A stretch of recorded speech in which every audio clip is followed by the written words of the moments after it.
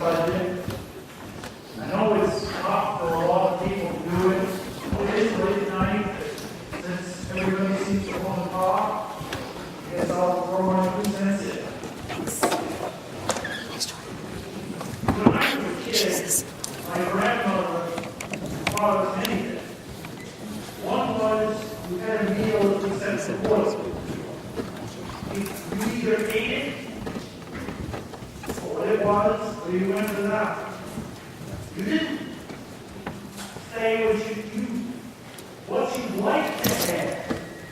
Might not be the case. You ate it, or you went without. And you learned in the process humility. And I think everyone who has issues with this, and I have issues with this, everyone has issues with this, but it's time for us to get over ourselves, to put our pride aside, to swallow pride, to get this done. It's time. We have been hours and hours and hours and hours and hours of debate on it. And everybody has legitimate issues in their own mind. But sometimes you have to go beyond that. The people expect this to be done. I would also say to those who are thinking of stopping the process here and now, the full words the media may want to pick up is, what's your plan?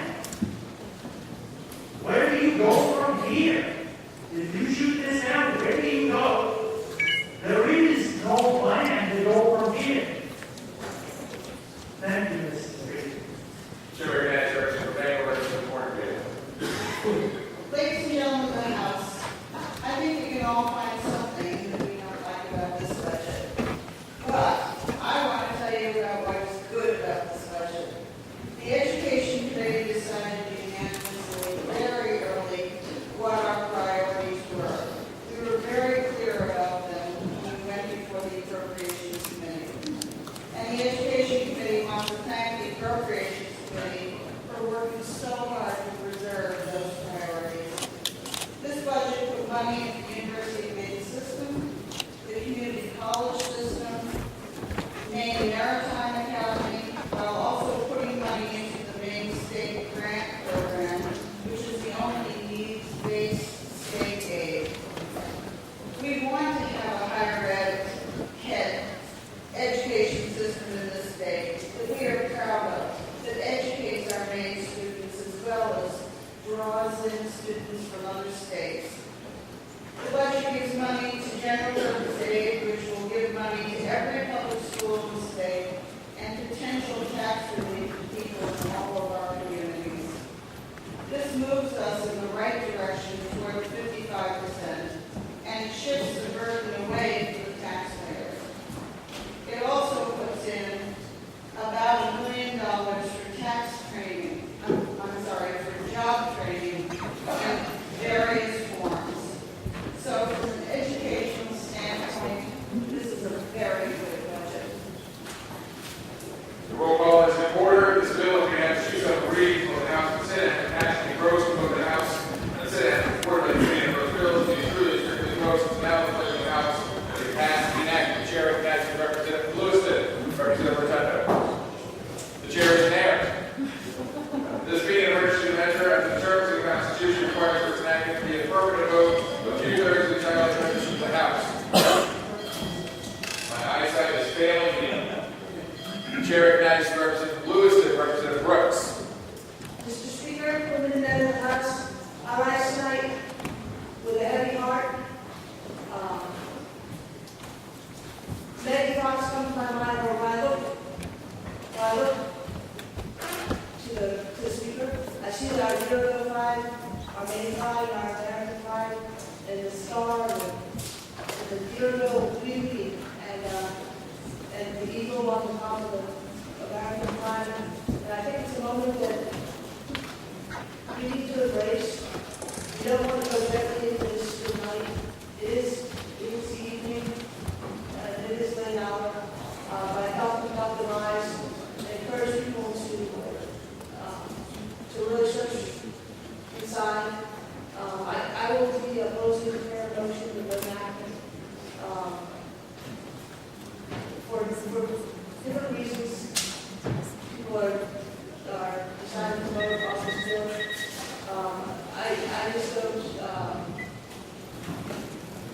what is, mainly decided is the amendment for our residents, being our fellow neighbors, that are new neighbors. That's good, I appreciate that. Not long ago, 4 years ago, there were no pumps close to the Maine Legislature for that care services were at risk. And they were at risk in this current budget as well. And that's probably why I had a remark, is that there were so many people in some kind of work for this budget. And it is important that we come to an agreement. However, I think we were facing many false choices. And for Plan B, I believe we do have other options. And one of the options was to have about a director in Kentucky or Portland. And there are other options in the area is available to us. Roll call is in order. Those in favor of passage as emergency, or yes, those opposed to passage as emergency will vote no. Is the House ready to question? The chair of the vote, Sergeant Thompson, secure the chamber.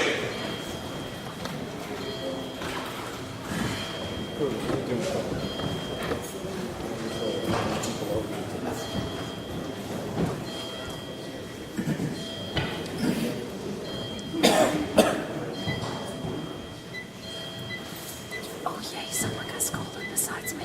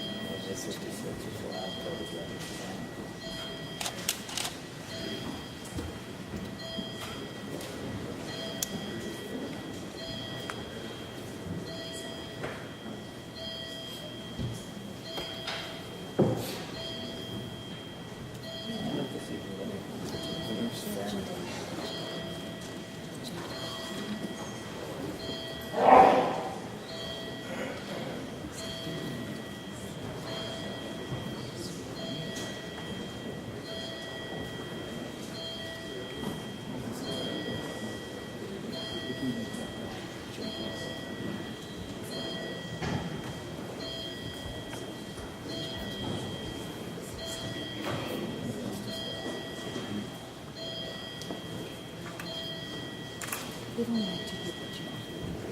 Who are the two people?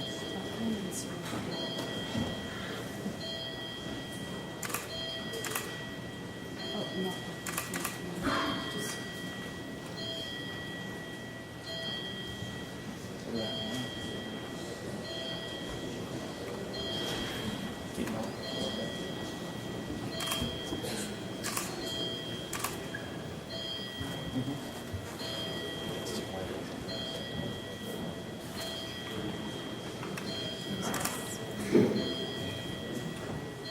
First call of absentees.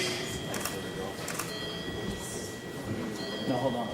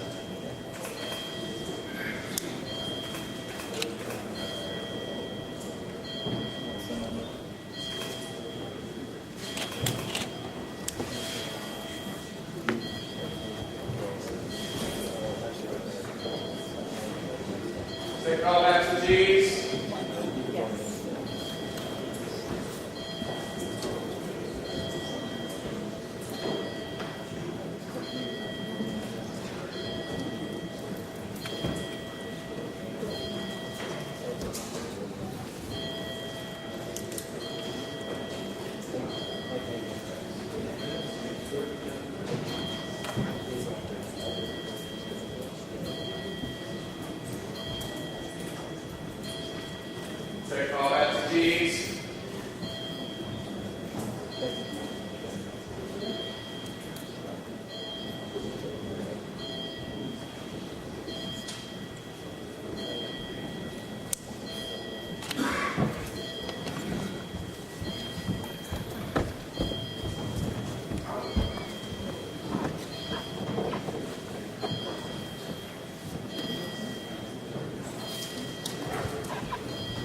Still 3 members in the seat who have not yet voted.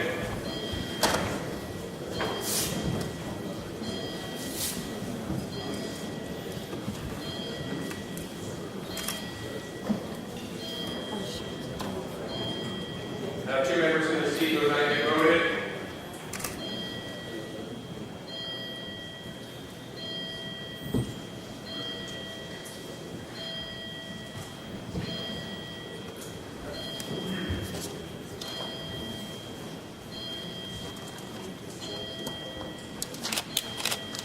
One member in the seat who has not yet voted.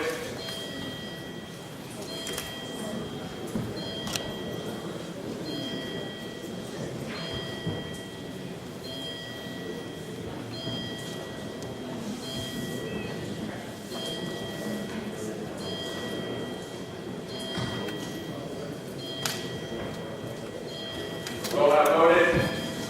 Chair will vote, Chair will have to vote 105, voting affirmative 42, the negative 5, and more than 2/3 of the Government House bill is passed and enacted as an emergency measure. Second, the Speaker, consent consent. So, Judge Dahlman has been acted on consent for quit. Hearing none, for consent for quit. Chair will remind members that we do need to have the Senate take the final action for enactment before we adjourn. I would ask you guys to lay out legal time, just forthwith that bill. They're going to take it up immediately. You will not be adjourning until the final act. House meetings. No, I know.